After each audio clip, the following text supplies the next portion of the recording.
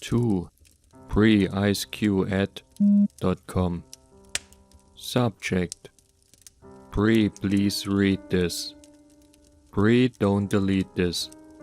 I know you hate me, but we were best friends once and I need you to read this. I think I'm in serious trouble and there's nothing you can do, but I need you to read this so you understand. I know we haven't talked since sectionals. It's been forever, but what happened to you wasn't my fault. At least it wasn't entirely my fault. I know everyone thinks it was, but I would never do anything to hurt you. This is going to sound crazy, but I need to tell you this so that someone knows. It started when we were in 8th grade. It was the night before the Crystal Classic competition. I was at home and I couldn't sleep because I was so nervous about competing. Well, I got on the computer, just sort of surfing the web and stuff, but I couldn't concentrate on anything.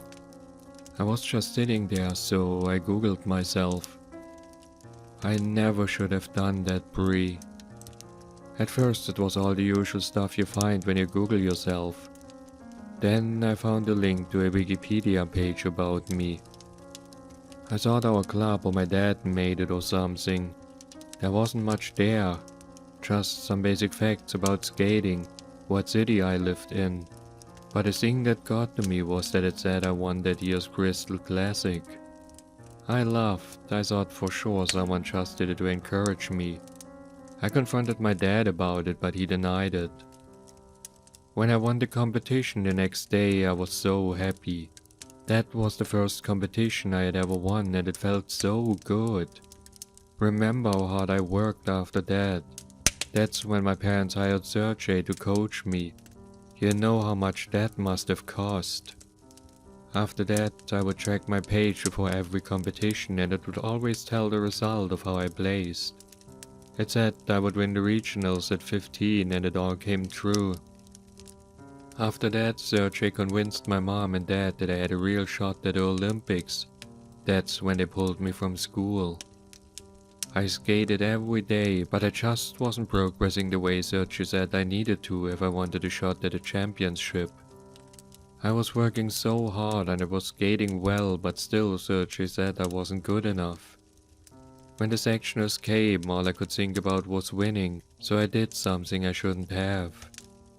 Everyone was saying that you were the favorite and I felt like I had already lost the competition, so I made a Wikipedia account and tried to update my page to say that I was the winner. The thing is that after I tried to update the page, I checked it and all it said was, Annora Petrova is a selfish little bitch who is going to get what she deserves. I broke down. That's why I looked so awful the next day. I was in a daze. I remember watching a routine and seeing a blade snap, and the next thing I know I was on the ground and my face was covered in blood from where the tip flew off and sliced my forehead. Then they told me it was my fault because I had your skates in my possession earlier. Brie, I honestly didn't do anything to your skates. I wanted to win, but I wouldn't do anything to hurt you. When they told me I was banned from any further competitions, everyone said that I got what I deserved. Nobody even asked for my side of the story. I guess you heard that Sergey dropped me after that. He said I ruined him. No one would talk to me. Do you know what it's like to be ostracized by everyone? I couldn't even get ice time. And then the page got worse. Any time I checked it, it would say all these horrible things about me. I can't even tell you half of them, the language was so vile. I'd cry every time I read it, but I couldn't stop checking it. I knew I had to do something, so I made a complaint to Wikipedia. I even tried calling them, but no one there claimed to know anything about the page. I was home alone that Friday night, and I decided to check to see if it had been taken down. The page was still there, only this time it said, Annora Petrova is a pathetic little orphan. I freaked. I kept calling my parents to warn them, but every time I'd call, all I would hear was this horrible laughter on the other end. I must have called them 100 times until I couldn't take the sound of the laughter anymore. After the accident, the police gave me their phones and there wasn't any record of my calls that night. I was so devastated. Before that, I was so busy training all day and doing homeschool, I never realized just how alone I'd been the whole time. I know you tried to reach out, but I was so depressed and angry I just shut everything out. Once I turned 18 and got the settlement money from the court, I came to Switzerland. I got to reinvent myself. My skating really took off. It hasn't been a year and I feel like everything that happened was so long ago. That's why I shouldn't have done it, Bree. I'm writing you now from an old hotel outside of Prague.